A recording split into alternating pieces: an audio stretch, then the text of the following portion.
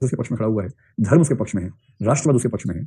इसलिए मार्क्स कहता है कि धर्म, राज्य, राष्ट्रवाद, सांप्रदायिकतावाद ये सारे के सारे सिर्फ इसलिए पैदा किए गए हैं कि गरीब आदमी अपना हक ना मांग ले। और जब गरीब आदमी अपना हक पहचानता है, मांगता है, उसका दिमाग भटकाने के लिए इन सब खिलौनों का इस्तेमाल किया जाता है। जैसे कोई छोटा बच्चा हो, मैं कई बार एग्जाम्पल देता हूँ मुंडन का। मुंडन समझते हो? हुआ है आप लोगों का? बचपन की बात तो नहीं हुआ कभी? चलो, बचपन में तो याद ही नहीं होगा आप लोगों का। जब बच्चे का मुंडन करते हैं ना, वो दृश्य बहुत रोचक होता है। उससे कई सिद्धांत निकलते हैं पॉलिटिक्स के। जब मुंडन होता है तो बच्चे को गोदी में बिठाते, प्यार करते हैं, एक्स्ट्रा प्यार जो उसको रोज नहीं मिलता उतना प्यार करते हैं।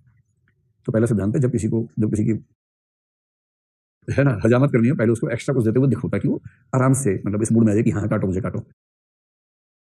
फिर उसके जब उतारते हैं खोपड़ी से बाल, बिहार में कहते हैं छील दिया है। मैंने पहली बार सुना, मैं घबरा गया। मेरा रूममेट था हॉस्टल में, मैंने कहा जरा बोला सिर छिलवा के आ रहे हैं। मैं सच में घबरा गया। मैंने कहा ये क्यों फिलाइन बन रहा है बिना बात के, क्यों छिलवाना चाह रहा है?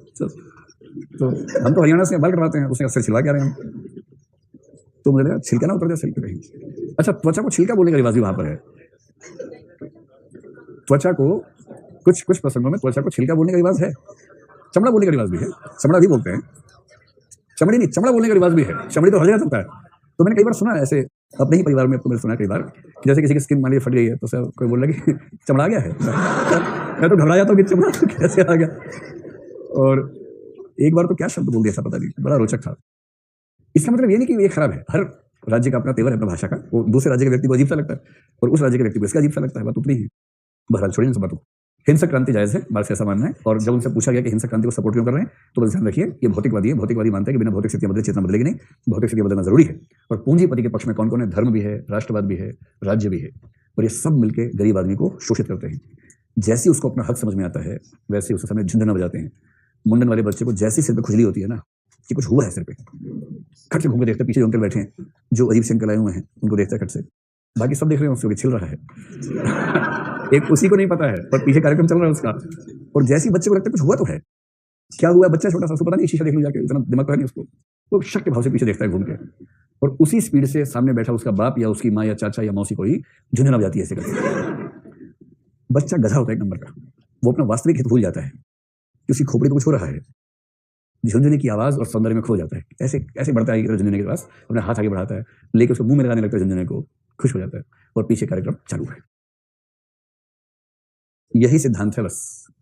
जब जब मजदूर को समझ में आता है कि मैं गधा बन रहा हूं, ऐसे देखता है पीएम को, सीएम को देखा ऐसे, तब पीएम में आता है झुंझुना जोर से कि मूल शत्रु पाकिस्तान है।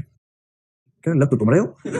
नहीं, मूल शत्रु पाकिस्तान है, मूल शत्रु ईसाई है, मुसलमान है, हिंदू है। ये सब कह के गधा बनाए जाते हैं, लोग गधे बन जाते हैं। और इस प्रकार शासन व्यवस्था चलती रहती है, शोषण चलता रहता है। ये मार्क्सवाद क्या, मतलब मैं नहीं कह रहा हूँ, आप बहुत इमोशनल हो गए इस बात से। मार्क्सवाद इस तरह से डिफाइन करता है शोषण को, दमन को। अब कुछ पूछेंगे मार्क्सवाद बता देंगे ना कुछ आप लोग, है ना। हर तरह के शोषण का विरोध है, बस ये ध्यान रखिएगा। और उसमें शोषण किसी भी आधार पर हो, चाहे लिंग के आधार पर हो, चाहे जाति हो, चाहे नस्ल हो, मार्क्सवाद हर प्रकार के शोषण का विरोध करता है। किंतु समस्या कहाँ आती है, जेंडर वाले लोग मार्क्सवाद को क्यों स्वीकार नहीं करते आजकल। मार्क्सवाद कहता है कि मूल जो शोषण है वो आर्थिक है। इसलिए यदि आप मार्क्सवादियों से पूछेंगे कि भाई जेंडर पे क्या कहेंगे, आप कहेंगे, वो कहते हैं कि जेंडर डिस्क्रिमिनेशन बेसिकली आर्थिक डिस्क्रिमिनेशन का ही एक रूप है। यही जाति, यही नस्ल। जातीय भेदभाव एक खिलौना है, मूल भेदभाव आर्थिक है। आर्थिक भेदभाव को ही जाति के रूप में, लिंग के रूप में, नस्ल के रूप में डिफाइन किया गया है। इस वजह से जो जाति वाले हैं, अम्बेडकरवादियों कहते हैं ना ऐसे काम नहीं चलेगा भाई, हम जातीय शोषण को आर्थिक शोषण के एक प्रतीक के रूप में देखेंगे। हम तो मानते हैं कि आर्थिक शोषण से ज्यादा गहरा है जातीय शोषण। जैसे जेंडर वाले बोलते हैं कि लैंगिक अन्याय आर्थिक अन्याय का एक प्रतीक नहीं है, लैंगिक अन्याय आर्थिक अन्याय से भी ज्यादा गहरा है। और इसलिए वो कहते हैं कि मार्क्सवाद की छतरी के नीचे खड़े होकर अपनी बात कहेंगे ऐसा नहीं है, तुम छतरी मत बनो ज्यादा, हम अपना सिद्धांत खुद दे लेंगे, कहीं जुड़ेगा तो जुड़ेगा, नहीं जुड़ेगा तो अपनी छतरी